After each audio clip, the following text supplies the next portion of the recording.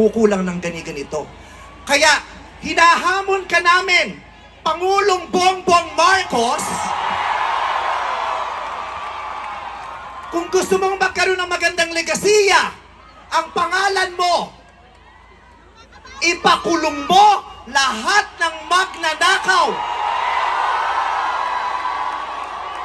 Nakatingin kami sa iyo, Pangulong Bongbong Marcos, at inaasahan ka namin, hindi dahil sa idol ka namin, kundi dahil sinaswelduhan ka namin at inaasahan namin na tutuparin mo ang inuutos naming mga employer mo. Kami ang nagpapasahod sa inyo. Tapos na ang panahon na natatakot tayo sa gobyerno. Takutin natin ang gobyerno dahil ang kapangyarihan nasa sa atin, wala sa kanila.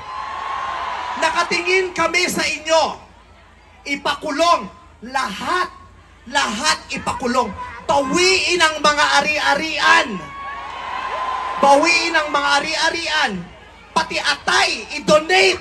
Ibigay ang atay. Pati mata, i-donate. Walang ititira kasi nga, hindi tayo pwedeng maawa dahil mga